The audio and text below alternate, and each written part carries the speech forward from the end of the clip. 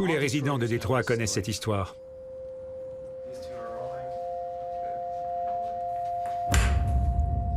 Abordez n'importe qui d'un certain âge dans la rue et il la connaîtra.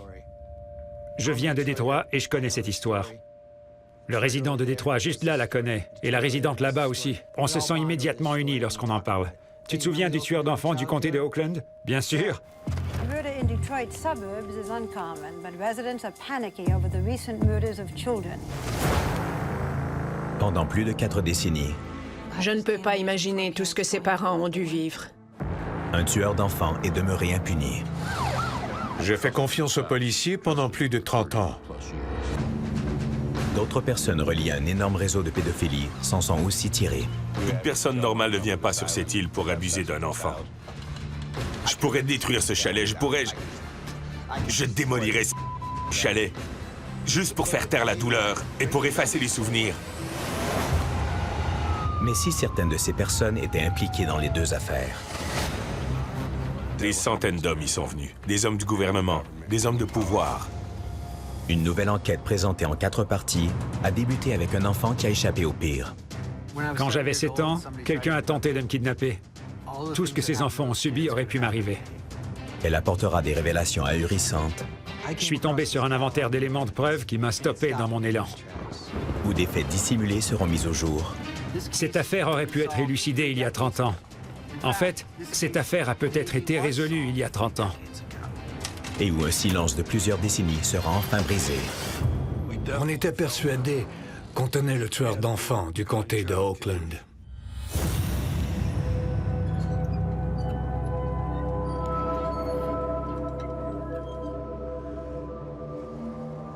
In the suburbs of Detroit, another frustrating search for a sex killer has been pressed for the past 16 months. 4 children have been murdered, the last in March. Police say the killer has probably approached a lot of children in this area. The lucky ones have decided not to go with him. Quand j'avais 7 ans, quelqu'un a tenté de me kidnapper. J. Reuben Appelman était un enfant qui vivait en banlieue de Détroit lorsqu'il est tombé sur un étranger à la fin des années 70. Il avait des favoris et il avait le crâne un peu dégarni. Il avait les yeux et les cheveux foncés.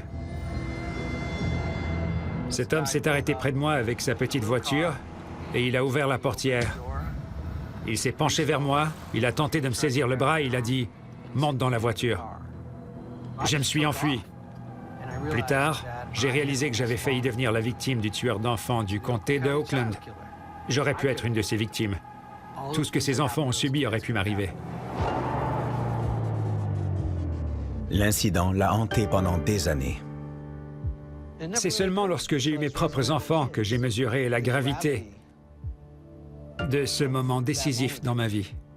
Je suis sorti du lit, j'ai jeté un coup d'œil à mes enfants, puis je me suis mis à faire des recherches sur Internet à propos du tueur d'enfants du comté de Oakland. Ces recherches ont déclenché une véritable obsession.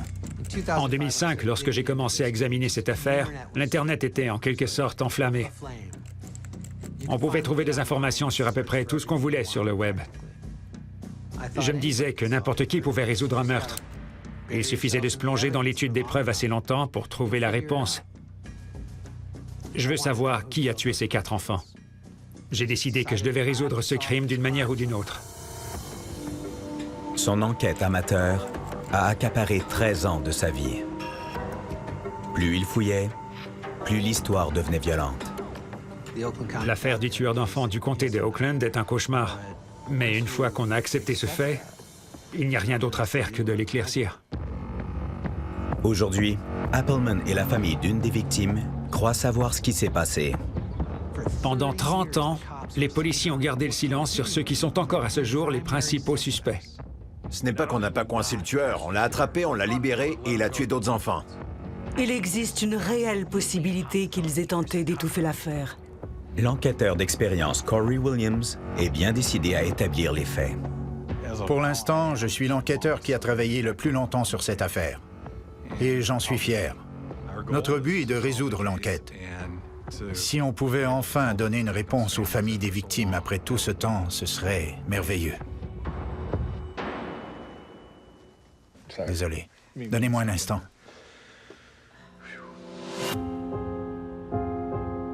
Tout a commencé sur cette rue, à Ferndale, au Michigan, en 1976. C'est ici que Mark Stebbins a repris le chemin vers la maison après s'être rendu au American Legion Hall avec sa mère. Mark voulait partir parce qu'un film de guerre allait commencer à la télé.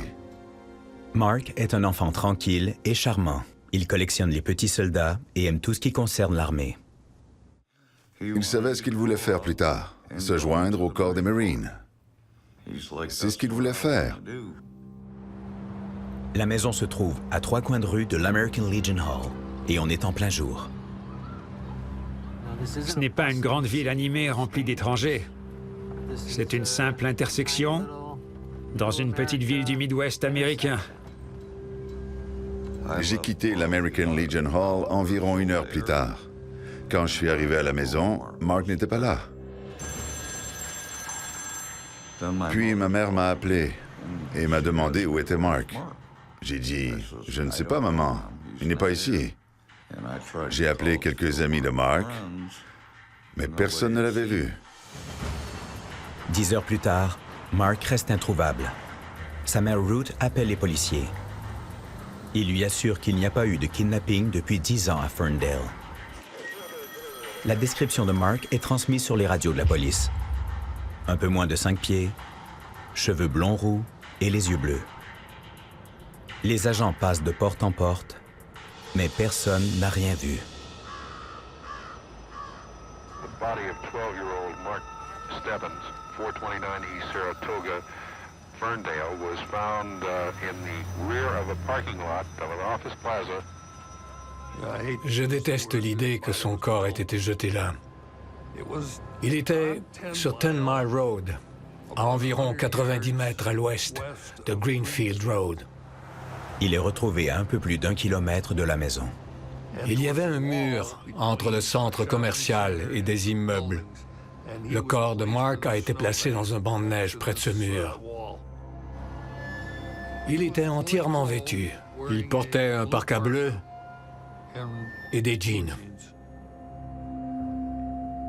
L'autopsie révèle que Mark est mort étouffé. Des blessures causées par de la corde sont trouvées sur son cou, ses poignets et ses chevilles. Et il a été sodomisé. On savait que ça ne se limitait pas à un enlèvement et à un assassinat. À peine quelques semaines plus tôt, Lorne Doane a été promu d'un poste de patrouilleur à un poste d'enquêteur. J'étais nouvellement enquêteur et j'apprenais le métier au fur et à mesure. L'enquêteur Doane reçoit une information d'un agent de libération conditionnelle qui lui conseille de se pencher sur un prisonnier de 34 ans récemment libéré, Art Sloan. Reconnu coupable de sodomie en Pennsylvanie, Sloan vit maintenant à Southfield. Il travaille comme conducteur de dépanneuse et mécanicien dans la ville voisine de Farmington Hills. Ils ont prélevé des éléments de preuve dans sa voiture comme des empreintes digitales, des fibres et des cheveux, puis ils les ont entreposés. Mais aucune preuve matérielle ne relie Sloan au meurtre de Mark. Après des mois d'enquête, la police n'a toujours aucune preuve, aucun témoin et aucun suspect. Le crime semble complètement gratuit. On n'a détecté aucune autre information, à part le fait qu'un enfant marchait dans la rue, qu'il avait disparu, puis qu'on avait retrouvé son corps. Toute notre famille s'est effondrée à cette époque. Moi, ma mère. Do you still think about it? Well, I try to put it out of my mind. It still hurts.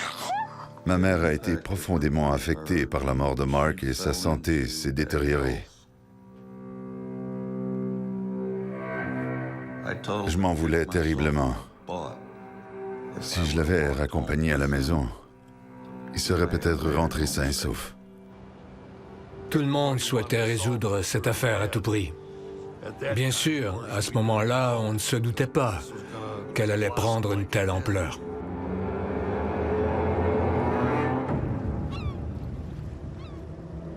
Cinq mois après le meurtre de Mark, une autre affaire survient à 1 heure au nord de Détroit, à Port Huron. Un garçon de 8 ans a subi une agression sexuelle d'une telle violence qu'il est transporté à l'hôpital. La mère de Eddie appelle la police.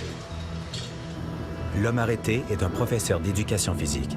Cet homme est également directeur d'un camp pour adolescents en difficulté situé sur une île isolée du lac Michigan, North Fox Island.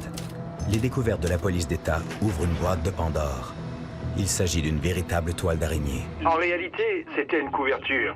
C'était une façade pour des pédophiles. Un stratagème qui permettait à ces pédophiles de filmer des scènes de pornographie juvénile. La journaliste d'un petit journal du Michigan reçoit l'information, mais il faudra des années pour démêler l'affaire. C'était le genre de cas où plus elle approfondissait ses recherches, plus elle découvrait d'atrocités. Ces personnes étaient mauvaises, foncièrement mauvaises. Tout ça a fait partie de l'évolution de l'affaire du tueur d'enfants du comté de Oakland. C'était vraiment la pire chose qu'on pouvait imaginer. À 5 heures de route de là, dans le comté de Oakland, les policiers qui enquêtent sur le meurtre de Mark ne se doutent pas qu'il puisse y avoir un lien avec North Fox Island. Je n'étais pas au courant de cette histoire. J'étais complètement concentré par ce qui se passait ici, dans le comté de Oakland.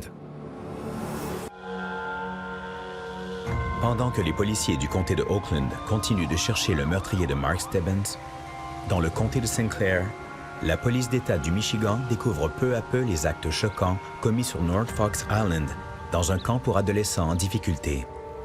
Sur cette île, les garçons étaient régulièrement victimes d'agressions sexuelles et photographiés pendant ces agressions. Ils étaient en quelque sorte tenus en captivité jusqu'à la fin du camp. L'île appartient au philanthrope et éternel célibataire Francis Sheldon. Francis Sheldon venait d'une famille fortunée et très en vue de l'Est de Détroit. En 1959, il a acheté North Fox Island en disant qu'il allait y construire des maisons de vacances.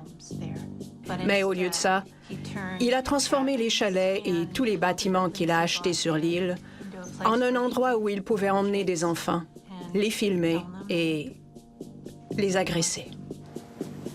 Le camp a accueilli des enfants pendant 2 étés, soit en 1975 et en 1976. Finalement, un mandat d'arrêt a été lancé contre Sheldon pour 2 chefs d'accusation d'agression sexuelle. Mais à ce moment-là, il avait vidé sa maison de Ann Arbor et s'était envolé dans son avion privé.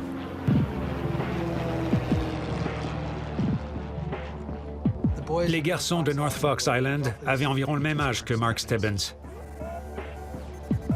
On sait que l'homme qui transportait les gens sur l'île était également actif à Détroit et dans les banlieues autour de Détroit. On peut prétendre que personne n'a jamais fait de lien entre l'enlèvement de Mark Stebbins et North Fox Island, mais je ne crois pas que ce soit tout à fait crédible. Ces personnes se connaissaient et dépendaient l'une de l'autre, parce qu'elles formaient une communauté qui travaillait ensemble pour industrialiser les agressions sexuelles et la photographie d'enfants. La police continue d'enquêter sur les événements survenus à North Fox Island. Mais dans le comté de Oakland, le mystère s'apprête à prendre une tournure encore plus dramatique. 3 jours avant Noël, dans une petite ville juste au nord de Ferndale, Carol Robinson et sa fille de 12 ans, Jill, se disputent. I had asked her to help with dinner, and she refused, and said she didn't want to be here, and it just made a snotty remark again. And I just think I'd had it. And I just said, "Well, Jill, if you don't like being here, why don't you just get your coat on and stand out in the front yard and think about it? And when you feel like talking about it, come on back in." Jill a fait ses bagages. Elle a mis son petit livre dans son sac à dos et elle est partie à vélo dans la nuit qui tombait pour aller voir son père.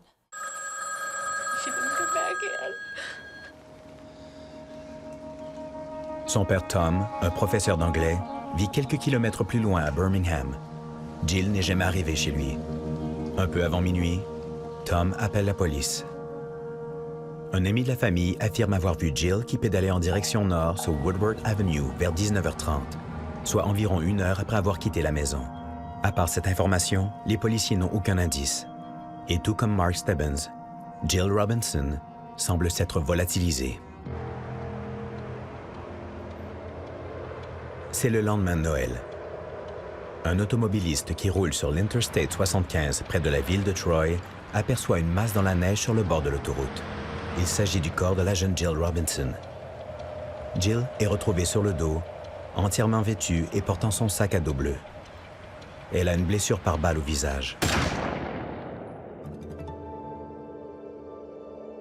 L'autopsie révèle que, contrairement à Mark Stebbins, Jill n'a pas été agressée sexuellement. Elle a été abattue à bout portant à l'endroit où son corps a été retrouvé. Certaines personnes croient que ça signifie qu'il n'a pas été asphyxié. Certaines personnes croient que ça signifie qu'il n'a pas été victime du présumé tueur d'enfants du comté de Oakland.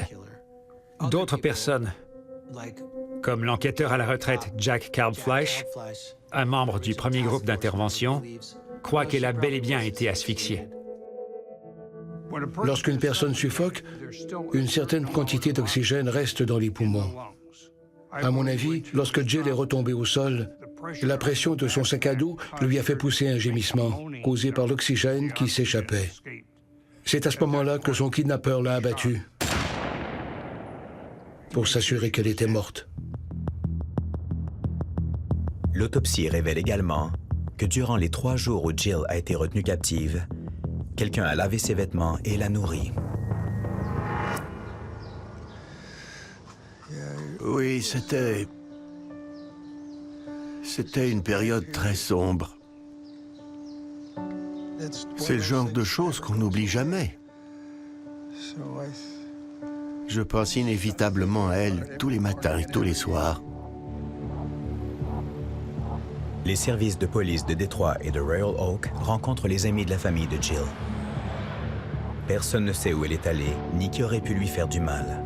La seule piste, la déclaration de témoins disant avoir vu une Pontiac Le Mans bleu pâle arrêtée sur le bord de l'autoroute, à l'endroit où le corps de Jill a été retrouvé.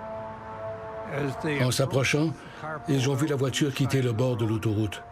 Et après l'avoir dépassée, ils ont vu la voiture se ranger de nouveau sur le bord de la route, à l'intersection de 16 Mile Road et de l'autoroute 75. Si vous parlez à Jack Kalbfleisch, il vous répétera qu'il a essayé de faire examiner cette piste. Plusieurs documents indiquent que la piste de la Pontiac Le Mans est très crédible. C'est à se demander pourquoi elle n'a pas été examinée plus à fond.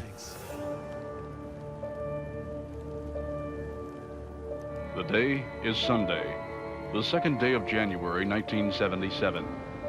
Christine Mihalich wanted to go to a party store just a few blocks from her home in Berkeley. Christine avait aidé ma mère à ranger les décorations de Noël. Elle lui a demandé si elle pouvait se rendre à pied au dépanneur du coin pour acheter une revue pour adolescentes. Je lui ai dit non, parce qu'elle devait traverser 12 Mile Road, une rue très passante. Elle m'a répondu, « Je t'ai rendu service, alors tu pourrais me donner la permission. » Je lui ai dit, « Si tu me promets d'aller jusqu'à l'intersection et de traverser au feu de circulation, je te laisserai y aller. » Le dépanneur se trouve à quelques rues seulement de la maison. Debbie se dit que Christine devrait être de retour en une demi-heure. Mais après 1 heure, elle n'a toujours aucune nouvelle de sa fille. Je me disais qu'elle était peut-être tombée sur son père et qu'elle était restée avec lui. Ils avaient peut-être simplement oublié de m'appeler. Il commençait à faire noir. C'est à ce moment-là que je me suis mise à m'inquiéter davantage. Debbie signale la disparition de sa fille au service de police de Berkeley. Ils ont pris toutes les informations et m'ont dit qu'ils les transmettraient au bulletin de nouvelles de 23 heures. Ça m'a paru un peu bizarre qu'ils en parlent aussi rapidement aux nouvelles. Ça ne m'était même pas venu à l'esprit qu'elle ait pu être kidnappée. Ce n'est pas une idée qui nous vient naturellement. Les policiers retracent ses derniers faits et gestes connus. On sait qu'elle s'est rendue jusqu'au dépanneur, parce que le commis a déclaré l'avoir vue. Et c'est la dernière fois qu'elle a été vue. Je n'avais pas fait de lien avec Jill, ni avec Mark. J'étais folle d'inquiétude, mais elle allait bien finir par rentrer. Mais après les 24 premières heures, eh bien, évidemment, mon imagination a commencé à s'emballer. Je me suis mise à penser qu'un malheur était arrivé. Les policiers sont du même avis. Christine est la 3e enfant à disparaître dans le comté de Oakland en près de 11 mois. Et les 2 premiers ont été assassinés. Mon patron et moi, on commençait à penser qu'on avait affaire à un tueur en série.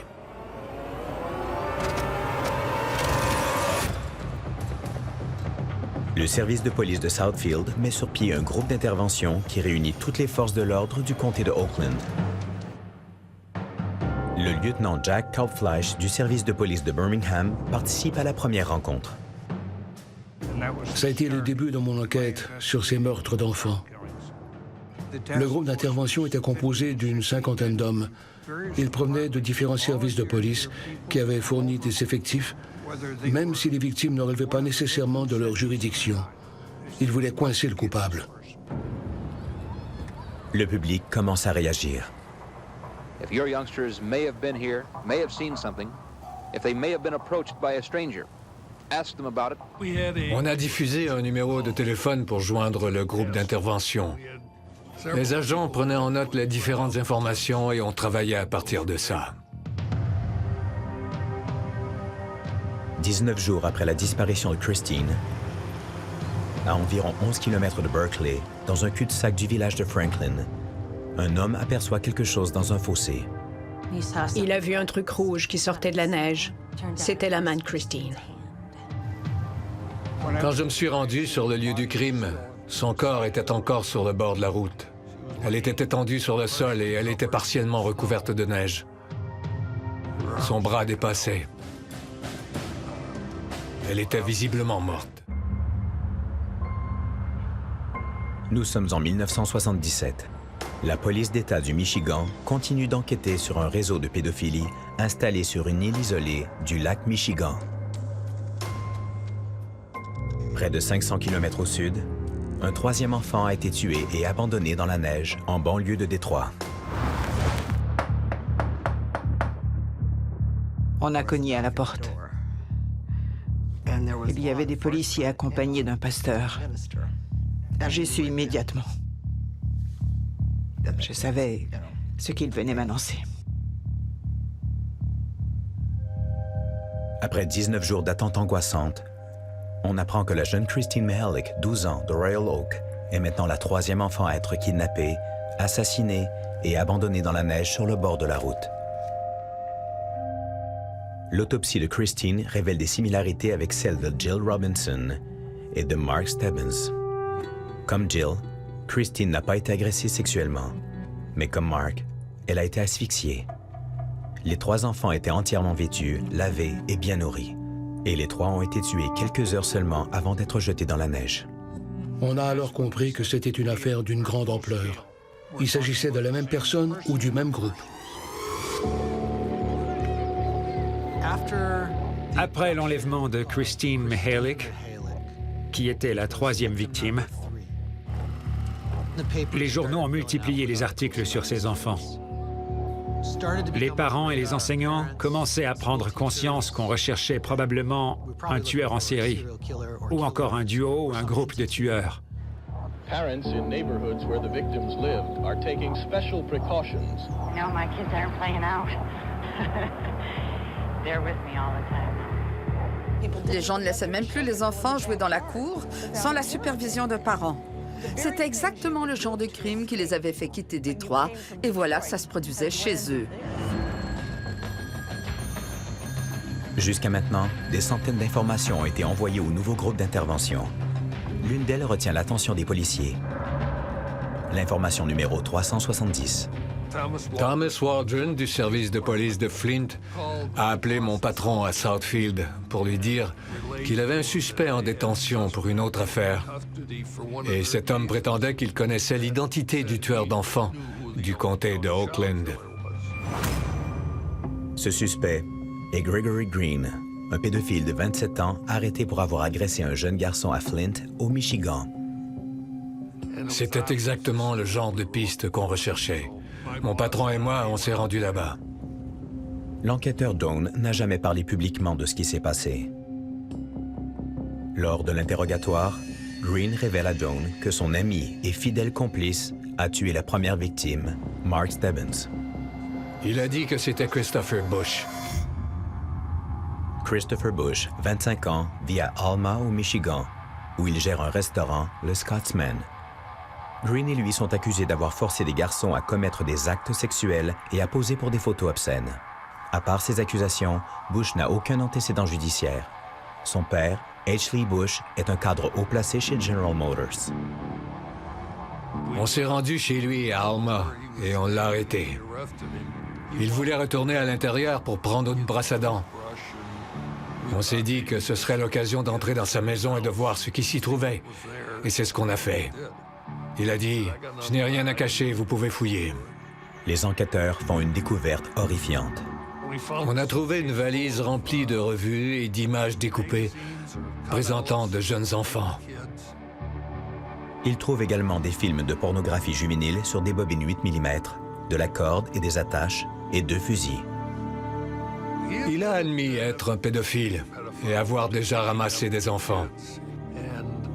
2 d'entre eux se trouvaient assurément dans les secteurs où étaient passées 2 de nos victimes kidnappées puis tuées. Il y avait d'abord Mark Stebbins, au coin de 9 Mile et Woodward, et ensuite Christine Mihalik, au dépanneur près de chez elle. Bush se livre sans retenue au sujet de ses fantasmes. Il est obsédé par les garçons. Apparemment, Bush et Green avaient travaillé ensemble. Ils avaient envisagé d'enlever de jeunes garçons et ils avaient pensé à la façon de les garder en captivité. L'un travaillerait de jour et l'autre de soir pour qu'il y ait toujours quelqu'un sur place. Son témoignage est accablant. L'enquêteur Doane demande à Bush de se soumettre au test du polygraphe. Il a dit qu'il n'avait rien à cacher et qu'il voulait le passer. Le procureur en chef adjoint du comté de Oakland se rend à Flint pour assister au test du polygraphe. Il y avait une vitre teintée qui permettait de voir dans la salle sans que les suspects nous voient. On pouvait se tenir là et écouter le test du polygraphe. Bush nie toute implication dans les meurtres et prétend ne rien savoir. L'interrogateur surprend les policiers en affirmant que Bush dit la vérité. On était certain qu'il allait rater le test ou se confesser, puis qu'il allait être formellement accusé. On a tous été sidérés quand il a passé le test avec succès, parce qu'on était persuadés qu'on tenait le tueur d'enfants du comté de Oakland. Bush reste tout de même accusé de comportement sexuel criminel. Mais comme il n'a pas d'antécédent judiciaire, sa famille paie la caution et Bush est libéré. En fin de compte, les policiers ont dit « oui, il était bien un suspect ». On l'a soumis au test du polygraphe et il l'a passé avec succès. À cette époque, le polygraphe était la preuve ultime. À cette époque, les résultats du test du polygraphe n'étaient pas admissibles en cours, mais ils constituent un élément essentiel pour la police afin d'éliminer des suspects potentiels. Green réussit aussi le test du polygraphe. Mais comme il ne vient pas d'une famille aisée, il ne peut pas verser de caution, il reste en détention. Les 2 hommes ne sont plus considérés comme des suspects. Environ une semaine après la mise en liberté sous caution de Christopher Bush à la suite d'accusations de comportement sexuel criminel, Timothy King a disparu. Je ne crois pas que ce soit une coïncidence. Authorities fear Timmy has been kidnapped by a psychotic who has killed several youngsters in the last year.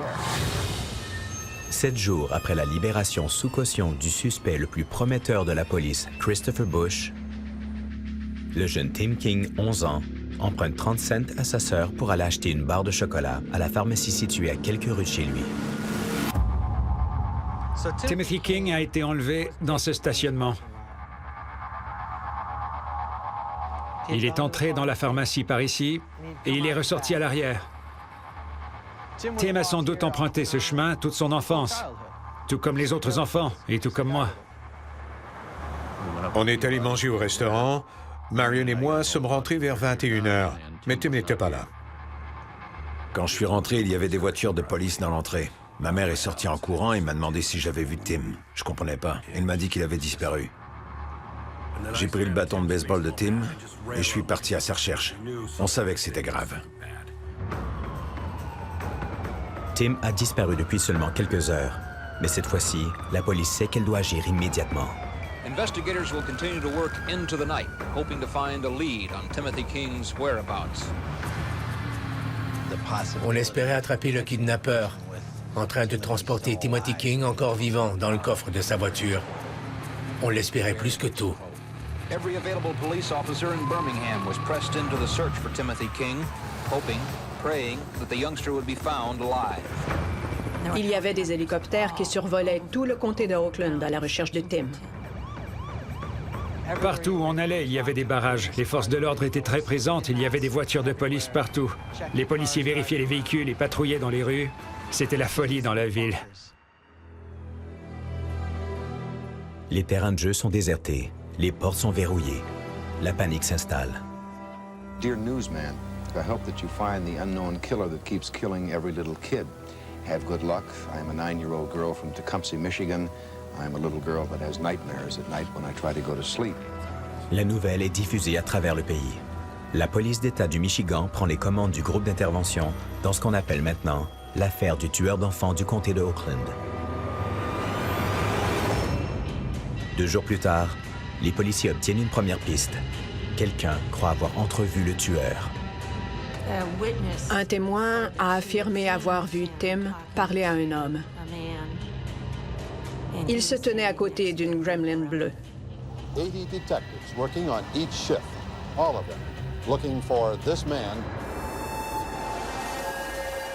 Avec cet avis de recherche distribué partout, tout le monde était au courant de l'affaire du tueur d'enfants du comté de Oakland. On en parlait aux nouvelles, à la radio, dans les journaux, et ce constamment. C'était le chaos. Tous les propriétaires de gremlins bleus du comté de Oakland et des comtés voisins étaient des suspects. Les policiers étaient réticents à arrêter les automobilistes, car ils ne pouvaient pas le faire sur la seule base d'un soupçon, ça prenait un motif raisonnable. J'ai dit, allez-y, je vais assumer le blâme, arrêtez les gremlins que vous voyez. Personne ne s'est plaint, les propriétaires de ces voitures comprenaient. La gremlin bleue est devenue le symbole de cette affaire.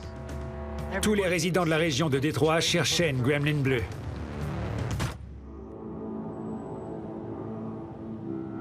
Désespérés, Marion et Barry s'adressent aux kidnappeurs de leur fils.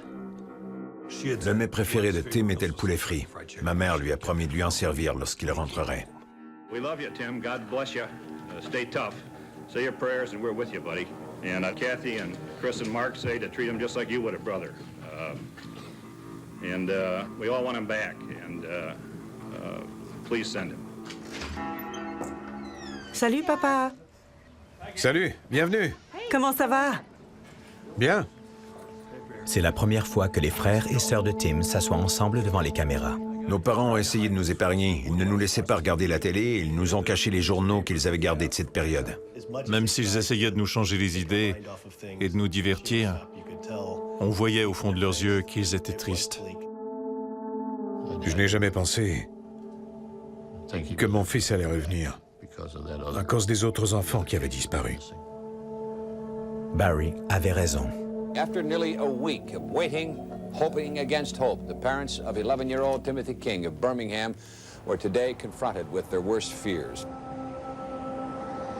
J'étais au lit et j'écoutais la radio quand ils ont annoncé que le corps d'un garçon avait été retrouvé à Livonia.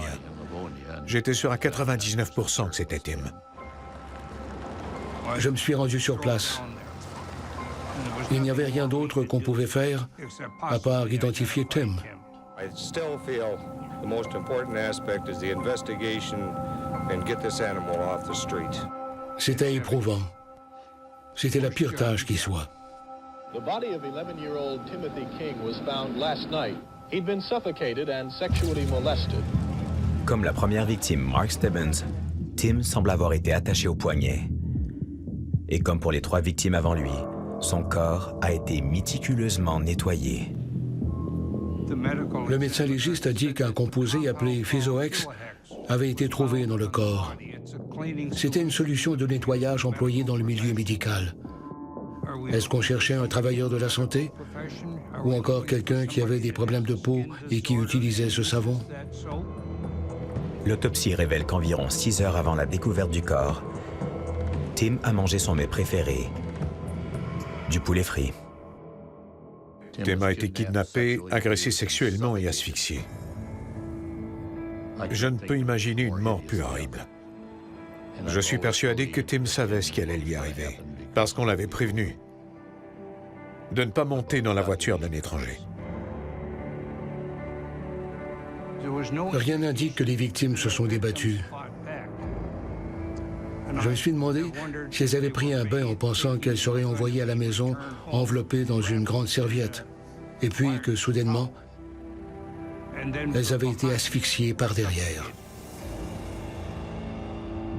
Contrairement aux 3 autres victimes, le corps de Tim a été abandonné dans le comté de Wayne. Voici Gill Road. On est de l'autre côté de la frontière du comté, à l'entrée de Livonia, à environ 40 minutes de l'endroit où Tim a été enlevé.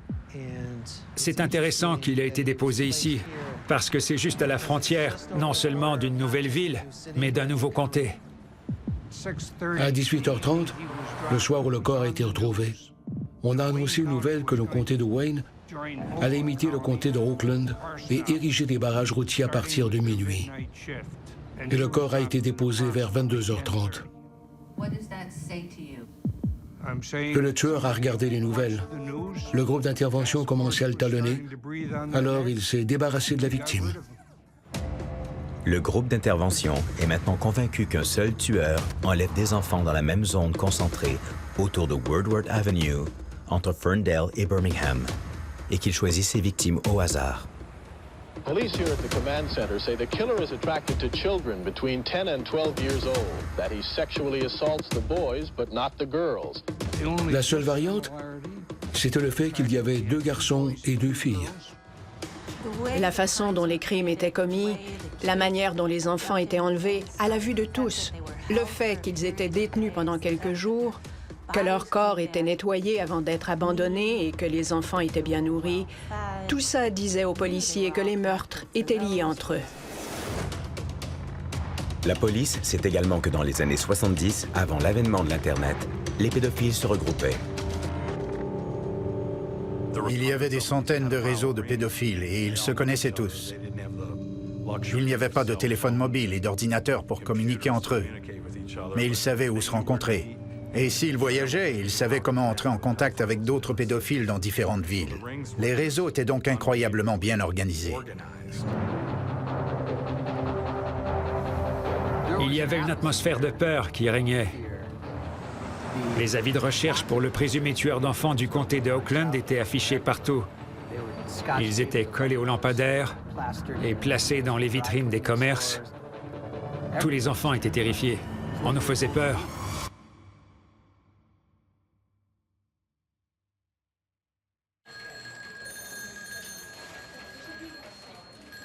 Thousands of people have been reporting suspicious behavior. Police lines have been jammed for days. Callers have been turning in their priests, their barbers, their children's teachers, their ex-husbands.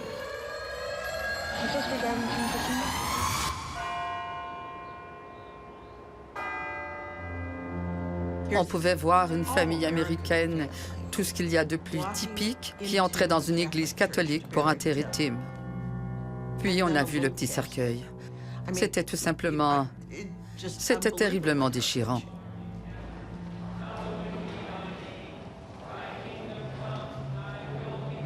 Je ne suis pas allé à l'église depuis au moins 35 ans. Aucun des membres de ma famille ne va à l'église. J'avais une entente avec Dieu qu'il n'a pas respectée. Quand Tim a disparu. Je ne veux pas en parler.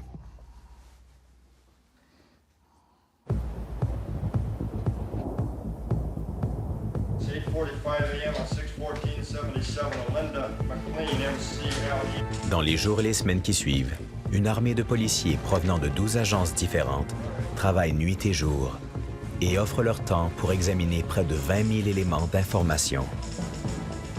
Après près d'1 an de travail, les enquêteurs ont disculpé 7 400 suspects, dont 79 par le biais d'un test du polygraphe.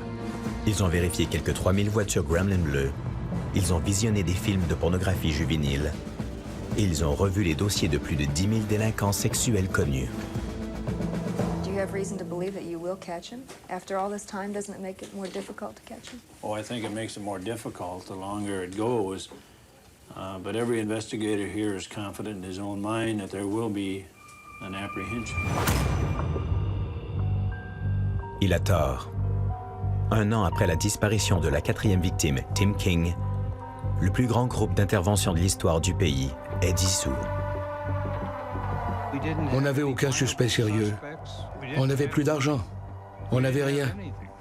Je crois que tous les membres de ce groupe d'intervention qui ont dû abandonner l'enquête ont été hantés par cette affaire au moins jusqu'à leur retraite. L'affaire croupit dans les oubliettes pendant des années.